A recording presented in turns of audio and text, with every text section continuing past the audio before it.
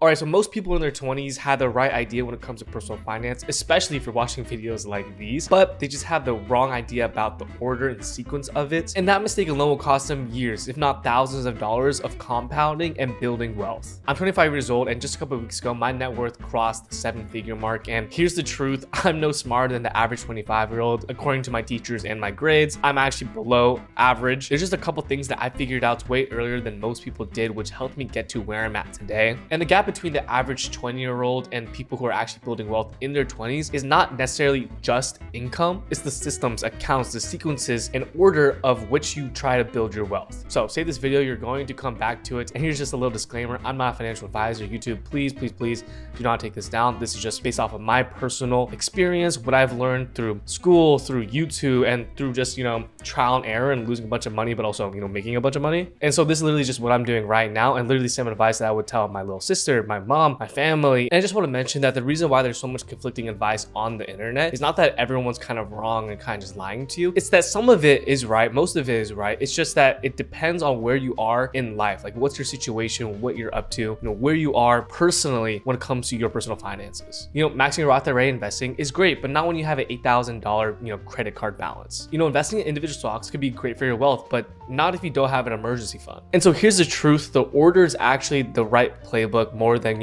exactly what to do. It really depends on what the order you choose and where you are in life. And if you just follow these 6 steps, these order, you cannot lose a game in the long term. All right, before we do anything, before we start investing, before we really go on the offense, we want to go on the defense and start to kill any high interest debt. High interest debt is basically anything above 6 to 8% in interest. And if you look at this article right here, the average credit card APR in America right now is sitting around 21%. And a majority of Americans are actually in some sort of credit card debt. Maybe they have a car loan or maybe a payday loan that's just dragging them down. And I want you to visualize what this debt is, because it will really fuel you to mobilize and take action on this. Debt is basically a parachute that you wear when you're trying to run uphill, right? Trying to build wealth is hard enough. You're kind of running uphill already. It's really hard. When you have debt, you're pretty much attaching anchors and parachutes on yourself. That just makes it a lot harder. And so my simple rule is try your best not to get into debt. If you have school loans, that's more or less okay, just because usually you typically have a lot less interest rates, which is doable. You can do something called interest arbitrage, or I forget what it's called, but you can basically kind of arbitrage it where you just pay the minimums on, let's say, your school loans that is 4%, but then you can invest the rest into, let's just say, the S&P 500, get around 6 to 8% a year, and technically you're making money. I personally had a pretty hefty credit card balance in college, and this was also because I was reselling at the time, and in order for you to thrive, you need to spend money to make money. And there was just one month where I wasn't able to pay off, my credit card debt, and man, that was a big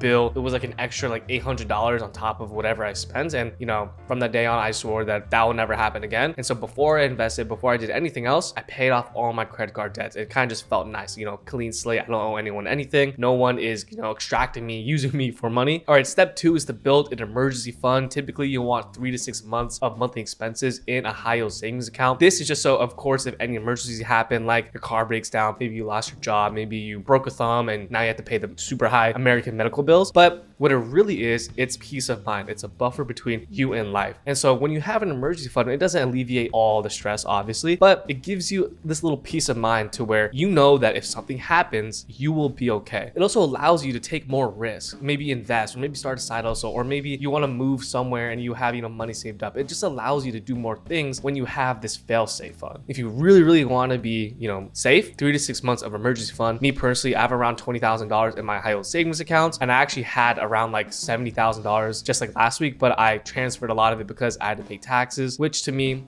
is an emergency. God, that sucked. But again, I want to say you don't want to keep this in a regular bank account like Bank of America, Chase, Wells Fargo. You want to keep this in a high yield savings account. Now, a high yield savings account is just like any other savings account, but I way higher interest rates and they're only online. So that's pretty much how they're able to offer these high yields. And when I'm talking about higher interest rates, I'm talking about 3 to 4% plus return on your money. The big banks, I think they'll give you 0.01% or 0.042%, something like that, basically nothing. And so when you put your money to high yield savings account, you get the same pretty much protection as FDIC FDIC insured if you choose the right ones, which I'll leave in my description down below. And you're just making more passive income on the money that you're saving already. So you're basically getting paid to save. And that's why this step is super important, and this comes before any investing, because when life happens, medical bill, inflation, unemployment, you need to have cash so you'll be able to survive and have that peace of mind. And if you skip the step, the only place you're going to be pulling from is from your investments. And honestly, that's not the end of the world, but I don't know any other worse feelings than having to sell your stocks just because you broke a thumb or because your car broke down. That kind of sucks. And so here's a good rule of thumb: save up at least 3 months of expenses if your income is relatively stable and you don't have a lot of expenses. But if your income is variable and you have a lot of expenses that you may not control, try to get 6 months just so you have that extra buffer. All right, step 3 is where we kind of play on the offense, and it's to start investing through what's called a Roth IRA. And so if you're not familiar with what a Roth IRA is and why it's so amazing, basically it's retirement accounts where all the money that you put in and you invest in some stocks, and let's say it goes up $10,000, any gains within that account is 100% yours tax-free. The IRS doesn't touch it. You don't need to pay capital gains tax, which is huge, of course, because if they just had this account,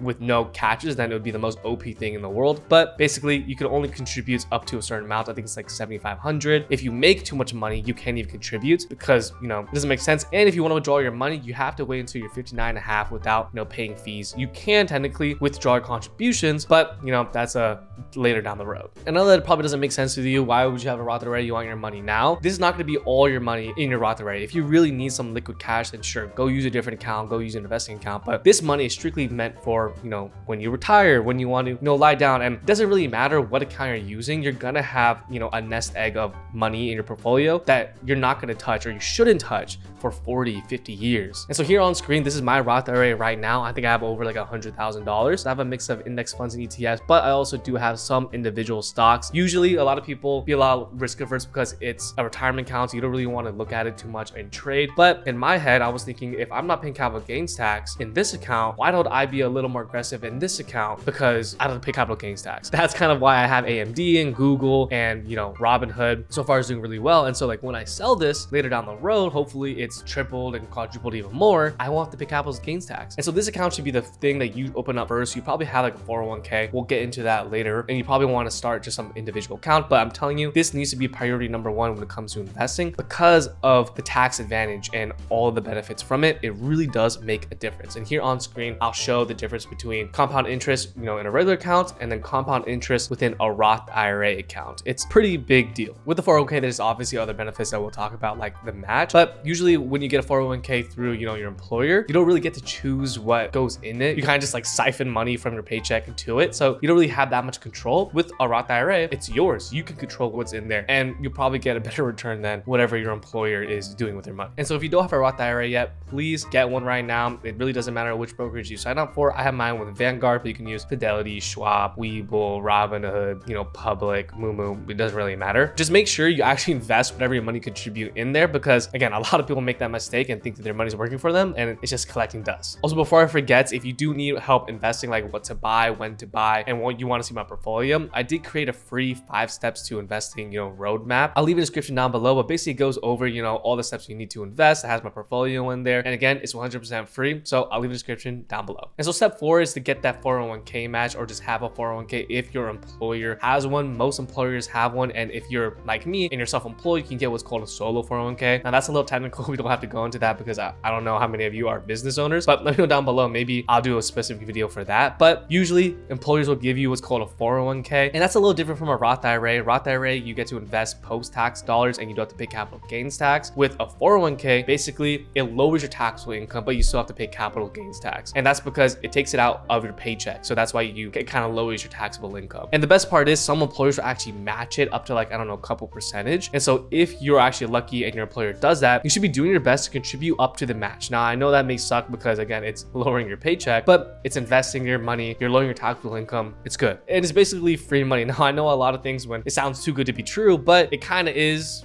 good. It's literally just free money. It's 100% return on day one, and there's not really another investment that in the world can match it. Maybe like paying off your high interest credit card, but it really is good. And there's even this study done that shows that roughly 1 in 4 workers don't contribute enough to capture the full employer match. Now that's a lot, right? That's 25%. And I personally even know a lot of people who don't even contribute to their match at all because they want to invest. But I'm telling you, it's basically free money and you're still being able to invest. So if your employer has that, take advantage of it. And the reason why you only want to do it up to the match, and that's pretty much it, is because you can kind of do other things with that money. Now, the returns that most employers have aren't like, the best. I've seen what, some of my friends 401ks are investing in, and like, they're okay. They have like hidden fees. They're not that good. You can literally just like do better on your own. And that's why I say to only do it up to the match, because with that extra money, you're not really getting a match for it, and there's no more free money, so there's no point. But with that money, you can invest it yourself and potentially get, a better return. And I think the 2026 401k contribution limit is $24,500 if you want to go all the way. But for most people in their 20s, taking the match and maxing out the Roth is the right way to go. But if your employer doesn't offer a 401k match, then you kind of just skip a step and go straight to step 5. All right, so step 5 is to open up a taxable brokerage account and start investing as much as possible, as early as possible. And this is because, you really want to take advantage of compound interest. You're only in your 20s once, right? Your 20s is best for figuring out yourself, trying new things, experiencing, but it's also the best time to start building your wealth because of compound interest. So I want you to open up a regular taxable brokerage account. Now, this is the account that actually does a lot of the heavy lifting. This is where you're going to be investing all the money that you have that is outside your Roth IRA, your 401k, everything that you have that is not going towards, your expenses, your emergency fund, and everything like that. You're going to be investing in it because you want to make the money that you worked hard for work harder for you. Because again, your Roth IRA caps at $7,500 a year, and if you can match that out, which is perfect, but I'm hoping that you have more money on the table that you can invest, right? Obviously, you want some money, fun money, so you can travel, you can do stuff. But if you have, money to save and you have a specific goal in mind, or you just want your money to be working hard for you, this is where you go. So if anything happens, you can always sell some stocks or transfer out, if things were to happen. Here is my taxable brokerage accounts. Now, I didn't really take this seriously until I hit 6 figures in just index funds and ETFs in my other accounts, but it's been a lot of fun, and honestly, I've been doing really well. My entire strategy is basically have the majority of my entire portfolio in just index funds and ETFs, something that I don't have to think about and worry about. And with this account, this is where I kind of have like calculated risk, where it's a little high risk, high reward, but it's still not that risky. Like, I don't really think I'm investing into a lot of, meme stocks, moonshots. These are kind of like really blue chip companies that I think everyone would agree that are gonna be here for the next 10 to 20 years. And again, that's because I don't want to own garbage. If I own garbage that I'm not certain about, or that's like super volatile, it's just gonna stress me out. So that's why I stick with the good stuff, the Amazons, the Googles, the Teslas. Even Tesla's a little pushing it. That's what I have so far. And if you look at my portfolio, it's not doing too shabby. I'll say it by myself. Like, we just hit 200,000, like, let's go. And if you follow me on Instagram, you'll see like everything that I'm posting. I literally document all of my investments on this app called Blossom that I'll put a link down below. It's just a free app where I can link my portfolio and you guys can see in real time what I buy, when I buy, and when I sell too. So if you want to check it out, I'll put it in link below, but it's pretty cool. And step 6, which is arguably the most important one if you really want to take control over your wealth, or you want to like reach a certain point at a certain time, and it's to increase your income. Now, no one really talks about this. Everyone really just talks about, the saving and investing, which is obviously really important, but the most important part and the biggest lever that you can do is putting all of your mental and financial willpower into increasing your income. Now, obviously, this is harder said than done. It's not supposed to be easy, but this is kind of the reality of it. And just the way the world is going, things are getting more expensive. The rich is getting richer. The middle class is literally disappearing. I wanted you to be on the right side of the distribution. You really need to find a way to somehow increase your income. Now, there's a lot of different ways that you can do it. If you work, a regular 9 to 5, you already know pretty much the basics. You can ask for a raise. You can job hop. You can apply for certifications or go to more schools so you can increase your, earning potential. There's a lot of things that you can do, but it's just obviously, I know it's a little scary. But if you kind of have that grit, you have that hustle, and you want to do things outside your job, or maybe you're young and you don't have, a 9 to 5, you got different side hustles. You can start businesses with the world online and AI. There's so many things that you can do. I mean, all of my income, pretty much my entire life, based off of, random side hustles and online businesses that I made. I mean, when I first started, I had 3 like part-time jobs. I was a lifeguard and everything like that. I wasn't making any money. But then I started going to garage sales, started selling on eBay on the side, and then I got really into that. And I started selling on Amazon, and that really took off for me. And then I started posting on social media, and that became my business. And now I'm able to really increase my income through, my efforts. And that's kind of like the pros and cons, I guess, from like a 9 to 5 and a business. With a 9 to 5, it's a lot more stable. You know your responsibilities, you clock in, you clock out. But if you run a business, you don't really clock out. You're the boss. It's either like you eat what you kill, but you have the ability to really massively increase your income because it's, you know, hopefully in the industry that you're at, it's scalable. But the grass is always greener, man. There's a lot of times where I look up or I'm like super stressed. It's like 12 p.m. or 12 a.m. I'm still working and all my friends are asleep, or maybe they're out and I'm still grinding, and I think, man, I wish I had a regular job, but I love what I do. I'm really happy with what I do. I get to do this for a living. So that's kind of just the reality of it. It's you just got to figure out ways to increase your income. You could also just figure out how to save more money, but that kind of, there's a cap to it. And I just don't want to have that kind of scarcity mindset where the only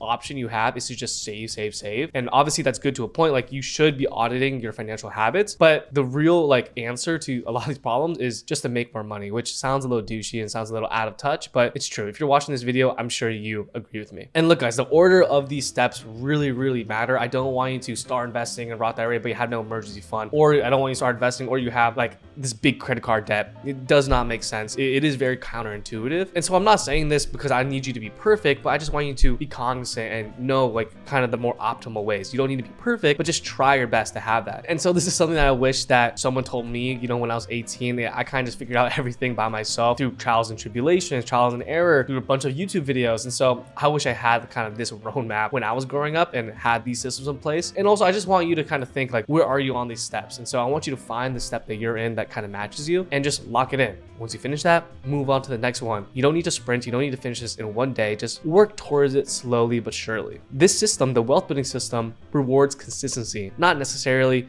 know, perfection or speed. Just make sure you're consistent and heading in the right direction. And so if you want to see my entire portfolio, I went through it all and like kind of my entire investing journey in this video right here. And if you enjoyed, please subscribe and like this video. It means the world to me. And of course, till next time.